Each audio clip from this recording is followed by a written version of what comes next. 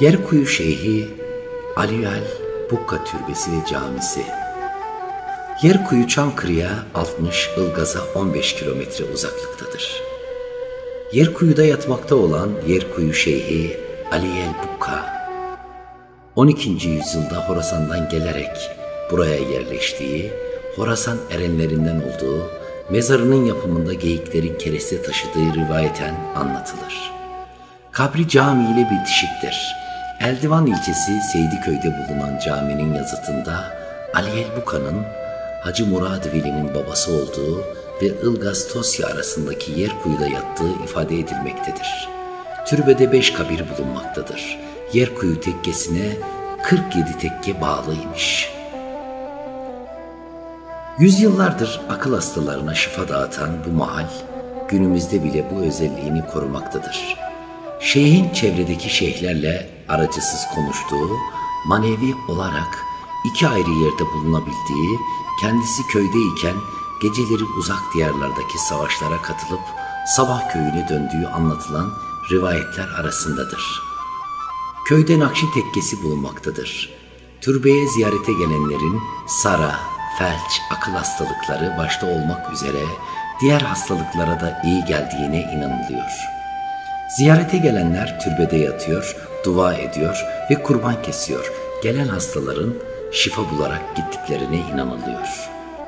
Yerkuyu Şeyhi Abdülkadir Ceylani'nin yetiştirdiği ve Anadolu'yu irşatla görevlendirdiği 40 müritten birinin de Yerkuyu Şeyhi olduğu sanılmaktadır.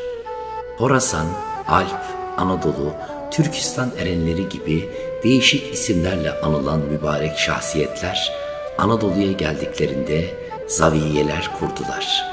Öğrenciler yetiştirerek halkı irşat ettiler. Başka bir anlatımda da Ahmet Yesevi'nin hizmetinde bulunan Aliyel Bukka, Hicaz'a giderek hac farizasını yerine getirdikten sonra Şam'a gelmiştir. Şam'dan Urfa'ya geçen Aliyel Bukka, Halil-ür-Rahman'da kapıcılık yapmış, daha sonra Yerkuyu köyüne gelerek yerleşmiştir. Bilindiği gibi Aliyel Bukka, Eldivan ilçesi Seydiköy'de türbesi bulunan Murad Veli'nin babasıdır. Yerkuyu'ya gelen Aliyel Bukka, köyde mescit yapmak ister ve kimse kendisine yardımcı olmak istemez. Mescit inşaatına başlar, inşaat hızlı bir şekilde devam eder. Durumu merak eden köylüler inşaatı izlemeye alırlar. Gündüzleri fazla bir faaliyetin olmadığı inşaatta geceleri geyikler tarafından kereste taşındığını görürler. Horasan erenleri geldikleri ve yerleştikleri yerlerde mescit, cami, tekke ve benzeri sosyal dini tesisler yapardı. Bunlarda hem dini eğitim yapar, talebe yetiştirir, gelen giden yolcuların yatacak yer ve iaşelerini sağlardı. Gece tekkede konaklayan yolcunun biri sabah kalktığında atını ahırda bulamaz. Durumu Yerkuyu Şeyhine ileten misafir, bir başka misafir tarafından götürülen atının aradan 1 saat geçtikten sonra terli bir şekilde ahıra geldiği anlatılmaktadır. Yerkuyu Şeyhinin kerametini görmek isteyenler, Şeyhin bize Hızır'ı göster diyerek arzularını iletirlermiş. Bir gün köy halkı Şeyhin bağını bellemeye gitmişler. Öğlen mola verilmiş ve yemeğe oturulmak üzere harekete geçilmiş. Bu sırada üstü başı yırtık, perişan bir yabancı gelmiş. Yemeğe oturmaya hazırlananlara selam vermiş. Şeyh selamı almış, nereden gelip nereye gidersin, buyurun yemek yiyelim diyerek sofraya davet etmiş. Mağripten geliyorum, maşrağa gidiyorum, yolum uzak, yemek yemeyim sağ olun der ve uzaklaşır. Akşam olur, köylüler Hızır görme isteklerini şeyhe tekrar iletirler. Bunun üzerine şeyh, o bugün geldi gitti, siz onun sofraya oturup yemek yemesini bile istemediniz. Sofraya oturmasın diye aklınızdan geçirdiniz. Öyle yemek vakti gelen kişi Hızır'dı diyerek isteklerine yanıt verir. Cuma günü bahçesini sulamaya giden Yerkuyu Şeyhi sulama sırasında sık sık suyun kesildiğini görür. Mülayim köyünde bulunan hoca, köy içinde yanında birkaç kişiyle otururken, Yerkuyu Şeyhi'nin bahçesini sulamakta olduğu kendisine malum olur. Şeyhin suyunu kesmek amacıyla orada bulunan toprağı bastonu ile toplamaya başlar. Durumu fark eden şeyh, hocam cuma namazına yetişeceğim, suyumu kesme demesine rağmen mülayimli hoca suyu kesmeye devam eder. Suyun tekrar kesilmesine kızan Yerkuyu Şeyhi küreğiyle çamur doldurur ve fırlatır. Yerkuyudan fırlatılan çamur mülayimdeki hocanın önüne düşer. Hoca ile birlikte oturanlar bu çamur nedir diye sorarlar. Hoca da Yerkuyu Şeyhi bahçe suluyordu. Sulama suyunu kesmiştim, o da bana kızdı ve bu çamuru fırlattı diyerek cevap verir. Tekkeye yakın olan bir evde düğün yapılır. Davul zurna gece dahi çalınır. Türbede yatan zatlar sesten rahatsız olmuşlar, çalgıcıları gece korkutmuşlar. Onlar da gece yarısı kaçıp gitmişler. Çalgıcıları arayan düğün sahipleri onları Tosya'da bulmuşlar. Düğün sahipleri çalgıcılara neden bırakıp kaçtıklarını sorduklarında onlar da biz bir daha o köye gitmeyiz, o köyde davul zurna çalmayız, bizi sabaha kadar perişan ettiler diye cevap vermiştir. Köyde düğünlerde sadece zurna çalınır, davul çalınmamaktadır. Kaynak Çankırı camileri, türbeleri, şifalı suları, Bahattin Ayhan, Şerafettin Erdoğan. Ben Ömer Hançeri, Rabbim dualarımızı, dileklerimizi, yüreğimizden geçen iyi niyetlerimizi kabul buyursun inşallah. Allah hepinizden razı olsun, saygılarım.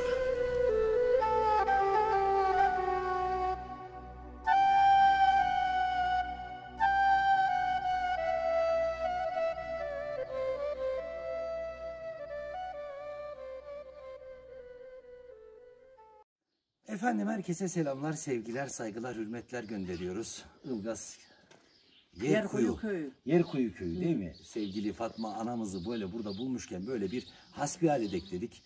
Buradaki türbenin bütün her şeyiyle Fatma Hanım ilgileniyor herhalde değil mi Fatma Hanım? Evet. Fatma Hanım. Fatma anamızı bir tanıyabilir miyiz? Fatma Hanım kimdir, nerelidir? Tosyalı. Tosyalı. Evet. Ama buraya gelin olmuş değil mi? Buraya gelin oldum. Çok şükür elhamdülillah. 51 sene oldu. Buraya geleli. Evet. Çok şükür, çok şükür.